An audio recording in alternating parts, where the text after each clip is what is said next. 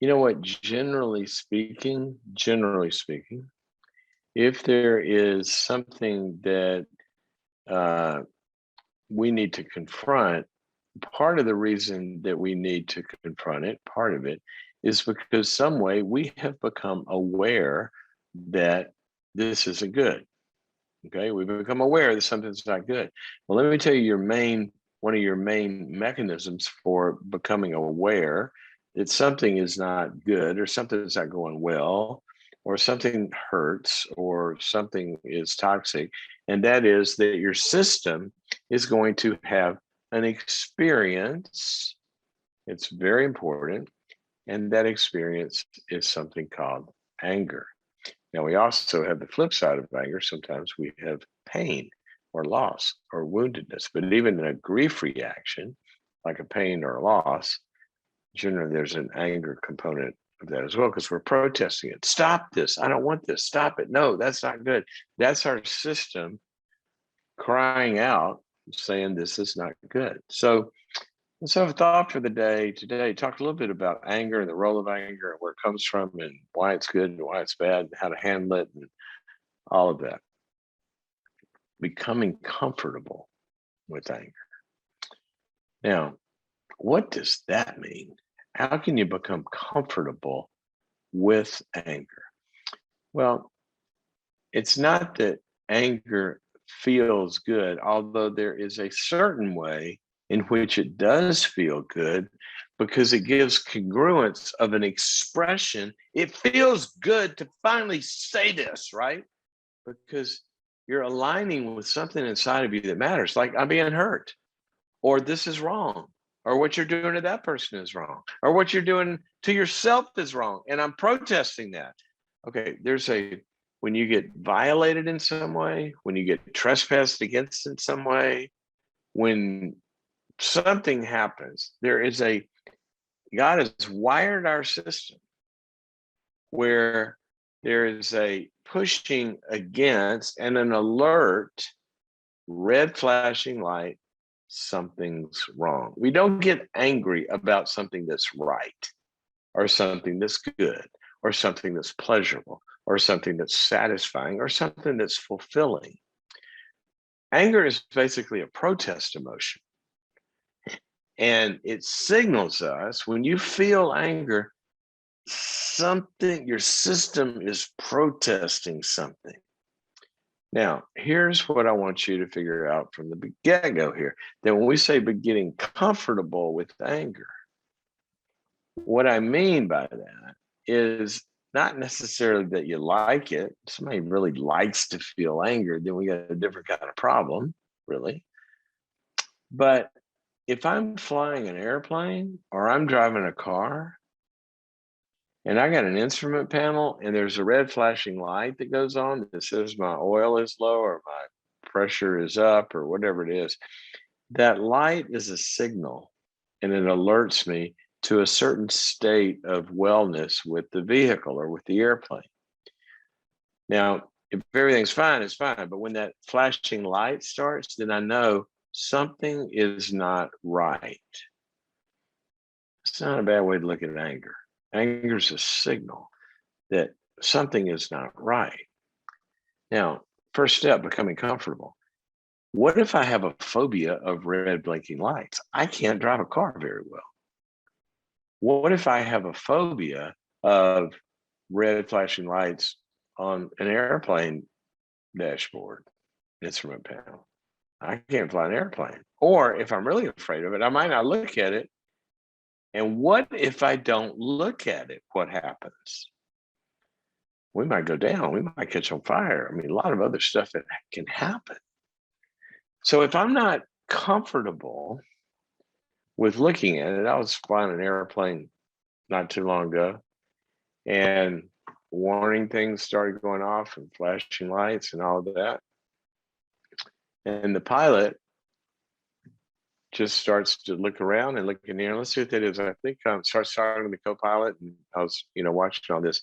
I think what we got is, and they're conversing and they're looking at procedures and all of that, and they got it figured out. They were very comfortable with the I mean, not with having a problem, right? Not with that the plane could blow up, but they're comfortable with the messenger that they could embrace. You assume we got a problem. Remember that from the movie? We got a flashing light. There's an issue. So they're not afraid of the signal. Some people, when they start to feel anger, they get afraid of the anger, of just feeling it. Now, if I can't feel it, I can't acknowledge it, and I can't own it, then I could crash the plane, or I could wreck the car. Or said another way, my immune system could be functioning or could be beginning to fail. I could develop stress reactions. I could avoid a relationship. I could not resolve a conflict in a relationship. I could get hurt worse. I could never get to the end goal of what I'm trying to do. See, if we can't acknowledge the problem, if we have a phobia of the anger itself, then we're not going to have the signal. We're not going to have the signal. We're not going to resolve the problem. So the first thing I want you to do is say, anger is okay. Anger is okay. It's a signal. That's what it is. It's a signal. Now, next thing is, we don't just take our anger and start pulling levers, which is what some people do. It's like they're flying the airplane, the red light goes off, they just, grab something and start dive bombing or something. No, but some people do. There's no gap between the feeling of the anger and the response. They have impulsive anger reactions. There's no gap between feeling and thought and impulse or action. Immediate anger, immediate strike out. As one of my favorite verses says, the fool is easily annoyed, quickly annoyed, airs it, right?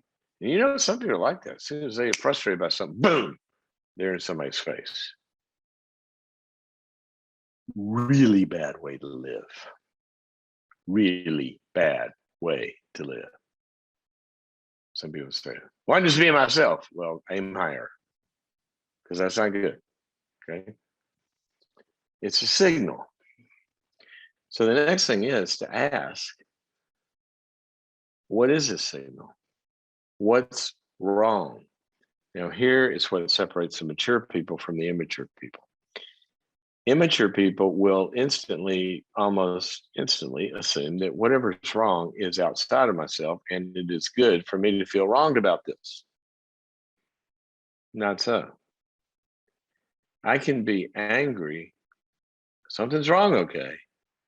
But sometimes when I'm angry, what's wrong is inside of me. It can be defensive anger.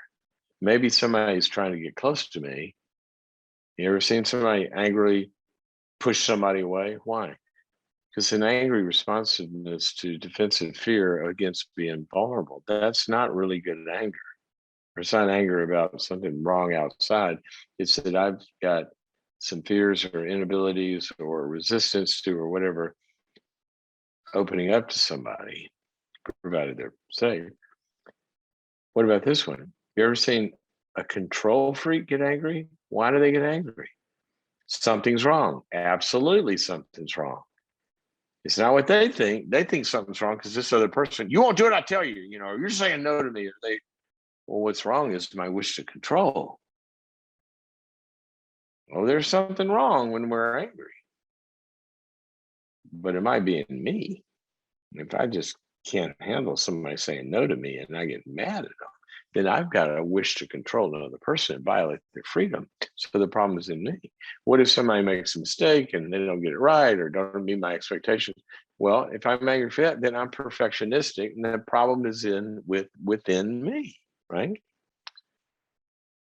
They're just living life, not meeting my expectations or whatever. So there's other examples like that. But the point is, just because they're angry, usually if they're angry, something's wrong. But what's wrong? Well, it might be inside of me. On the other hand, it may be outside of me, and that I am innocently being trespassed against, controlled, dominated, gaslighted, judged, perfectionized, no shortage of what people can do to us. And if somebody violates you in some way, you're going to feel anger, I hope. And that anger is a signal. Number one, we're comfortable with the signal. Number two, the signal tells us something's wrong. Number three, I've examined what's wrong and said what's wrong is not in me, it's on the outside. So what do? Number four, strike out, get mad, yell. No. Number four, choose among options. This is called emotional regulation, impulse control, judgment, wisdom, values. All of that goes into the mix. And I might be angry and you might be wrong. And I have a host of options from which to choose. I could, as one of my favorite verses says, Proverbs something says, it is a glory to a person to overlook an offense. Sometimes somebody does something rude or whatever, and I'm after something bigger here than getting in a squabble about this. I'm just going to let that go, or I'm going to let that insult go because I want to resolve the conflict or whatever it is. Sometimes we let things go for some bigger reason. Okay. A. B. Sometimes the right response is to realize, no, what you're doing is significant. It's not something I can let go. It is something that hurts our relationship or hurts you or hurts me or hurts me or hurts somebody. In other words, I need to address this.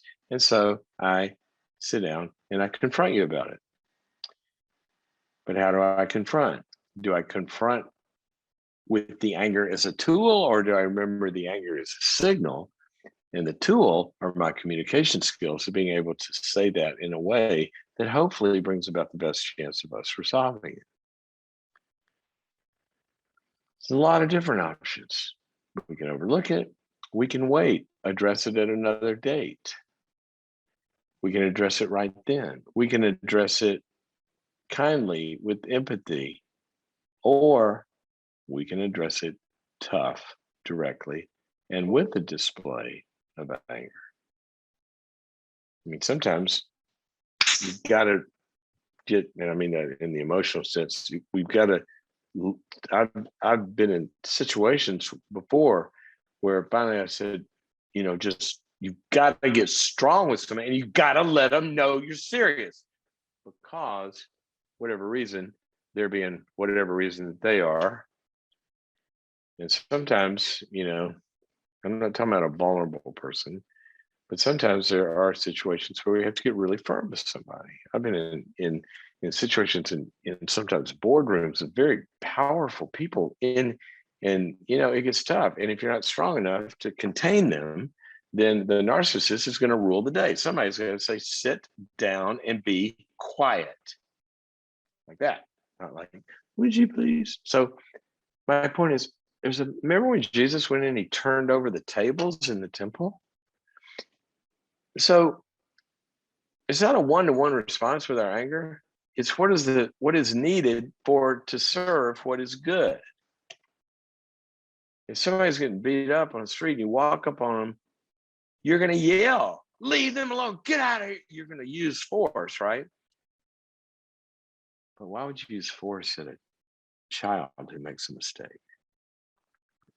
Or a spouse who makes a mistake? Or doesn't meet an expectation? Or a worker that, screws it up somehow? Is that really a need for force? I don't think so.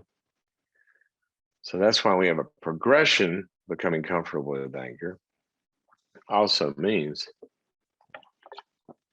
to become comfortable with the different choices that wisdom would dictate of how I address the problem. Excuse me. I yelled.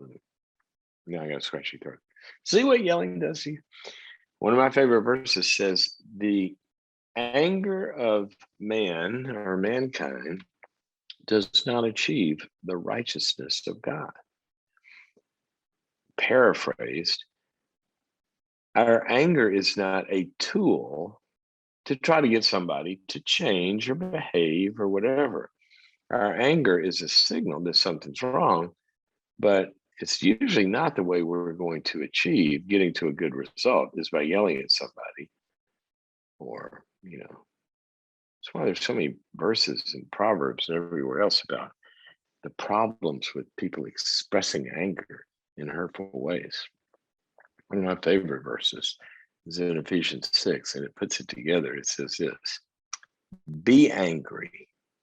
Actually, it's a command. It comes from the Psalms, where it says tremble. Like there's some things that just really bugs me.